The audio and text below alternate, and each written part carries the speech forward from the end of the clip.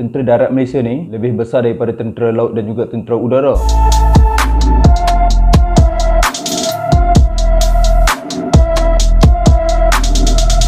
Assalamualaikum, selamat sejahtera. Aku Fakin Tokai. Welcome to my channel. Kita seimbang santai cerita berkaitan tentera. Dalam video kali ni aku nak ceritakan cabang-cabang tentera darat yang bekerja di dalam base TLDM. Cerita aku ni berdasarkan pengalaman aku sendiri. Mungkin ada cabang-cabang lain yang bekerja dalam pangkalan TLDM juga, tapi aku tak ceritakan sebab waktu aku berkhidmat dulu aku tak jumpa. Seperti yang korang sedia maklum, tentera darat Malaysia ni lebih besar daripada tentera laut dan juga tentera udara.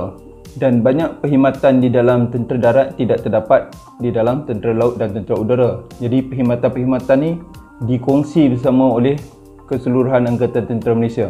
Jadi perkhidmatan ataupun kepakaran yang tiada dalam tentera laut ni, maka anggota tentera darat akan datang untuk membuat tugasan tersebut. Okey, nombor satu, yang paling ramai sekali, Kor Kesihatan Diraja. Korang sedia maklum, hospital Angkatan Tentera terdapat di seluruh negara, sama ada dalam kem tentera darat, airbase untuk tentera udara, tambahan pula pangkalan TLDM. Jadi tiap-tiap base tentera ni yang mana ada had ataupun apa saja kemudahan kesihatan, biasanya anggota dia terdiri daripada anggota Kor Kesihatan Diraja. Jadi kemudahan kesihatan Angkatan Tentera ni tak kira besar seperti hospital Angkatan Tentera ataupun kecil seperti rumah sakit ataupun dipanggil resat, adalah di bawah Kor Kesihatan Diraja. Doktor, paramedik, anggota-anggota kesihatan semua daripada Kor Kesihatan Diraja.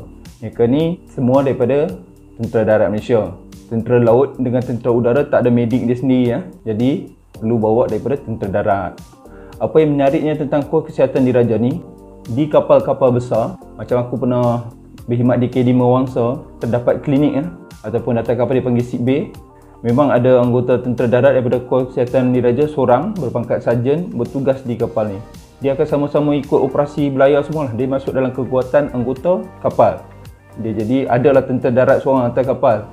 Sepanjang perkhidmatan aku ada 2 kapal yang aku serve ni memiliki anggota tentera darat lah. Satu KD Mawangsa aku sebut tadi, satu lagi KD Pahang pun ada sick bay, terdapat anggota dari Kor Kesihatan Diraja. Mereka ni bukan tugas-tugas khas, memang kekuatan anggota kapal tersebut. Seterusnya, Kor Agama Angkatan Tentera ataupun KAGAT. Sama isu dia macam perkhidmatan kesihatan tadi. Dalam pangkalan, base ataupun kem tentera mesti ada masjid. Jadi masjid ni biasanya diuruskan oleh anggota KAGAT daripada pegawai dan anggota lain pangkat dia lah. Ada organisasi dia sendiri. Konsep sama, tentera laut dengan tentera udara tak ada pegawai dan staf daripada bidang agama ni. Jadi hanya tentera darat yang ada melalui Kor Agama Angkatan Tentera ni, KAGAT. Jadi di masjid-masjid, di dalam pangkalan, di dalam airbase, di dalam camp, anggota yang menguruskannya daripada KAGAT ni lah. Sama konsep dia macam hospital tadi. Jadi yang nombor 2, anggota tentera darat yang banyak kita jumpai di dalam pangkalan TLDM adalah anggota KAGAT. Sama juga macam perkhidmatan kesihatan di atas kapal tadi, ada kapal besar yang membawa anggota KAGAT ni ketika belayar, masuk kekuatan anggota juga. Tapi dibandingkan dengan perkhidmatan kesihatan tadi, kapal besar ni dia tak ada satu ruang khas yang kita boleh katakan surau. Macam waktu aku berkhidmat di Mawangsa dulu, ruangan tank deck tu, tank tempat boleh masukkan tank dalam perut kapal tu, waktu sembahyang, terutamanya waktu maghrib dengan isyak, kita akan bentang tikar lah. Dekat situlah kita punya surau. Kebiasaannya kapal-kapal kecil ruang dia sangat limited, jadi dia solat dekat mana-mana ruang yang boleh muat lah. Tapi kalau kapal besar yang ada ruang luas, biasanya mana-mana ruang luas ni kita akan convert jadi tempat solat. Kalau macam kapal yang aku cakap tadi Mawangsa, dia ada ruang besar di bawah perut kapal dia, solat dekat situ. Kalau macam kapal lain yang lebih warship design, biasanya dekat heli deck, tempat helikopter landing tu malam dah tak panas, orang akan solat dekat situlah, bentang kapet apa semua.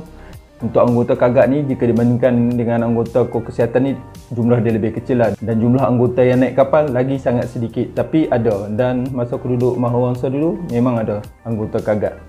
Okey, yang ketiga, tentera darat aku jumpa berkhidmat dalam pangkalan TLDM adalah anggota Kor Perkhidmatan Ajar ataupun KP Ajar. Anggota Kor Perkhidmatan ni biasanya kami panggil cikgu lah. Cikgu sebab tugas dia macam cikgu juga, tapi cikgu untuk anggota tentera. Pada pengamatan aku dalam TLDM ni, dia banyak buat urusan-urusan berkaitan dengan kursus dan latihan. Macam di TLDM Lumut, anggota KP Ajar ni bertugas di dalam KD Pelanduk. KD Pelanduk ni adalah pusat latihan di dalam pangkalan TLDM Lumut lah. Masa aku berkursus dulu pun, aku pernah attend peperiksaan yang dikendalikan oleh anggota KP Ajar ni di KD Pelanduk. Kalau kita hadir kursus yang perlukan kita ambil ujian bahasa Inggeris contohnya, anggota KP Ajar lah yang akan handle ujian bahasa Inggeris ni. Buat ADFAB kan, ujian bahasa Inggeris Australia tu. Jadi selain daripada perkhidmatan kesihatan, KAGAT, yang ketiga, anggota tentera darat yang berkhidmat dalam pangkalan TLDM adalah KP Ajar ataupun cikgu. Yang keempat yang aku pernah jumpa tentera darat bekerja dalam pangkalan TLDM adalah anggota RSD, Regimen Semboyan Diraja. Tapi inilah yang paling kecil. Mungkin ramai tak tahu. Anggota semboyan ni dia bertugas di kuasa pembahagian ataupun dalam TLDM dia panggil KP TLDM lah, kuasa pembahagian TLDM. Apa benda kuasa pembahagian TLDM ni? Kuasa pembahagian TLDM ni yang mengawal kod-kod komunikasi di dalam Angkatan Tentera Malaysia bagi pihak TLDM lah. Jadi komunikasi semua dikawal oleh Markah Angkatan Tentera bawah Komlek. Kuasa pembahagian ni dia membekalkan kod-kod yang digunakan dalam komunikasi. Kalau yang dalam askar tahulah kripto kan, alat-alat komunikasi yang kita guna tu kita kena tukar tiap-tiap dalam satu tempoh masa, kena tukar kod lain. Jadi kuasa pembahagian ni akan bekalkan kod-kod tu. Kalau anggota semboyan pergi KP TLDM tu maknanya dia nak pulangkan kod-kod lama dan ambil kod-kod baru. Yang bertugas di KP ni adalah anggota semboyan tambah anggota perkhidmatan lah, sama ada tentera laut ataupun tentera udara.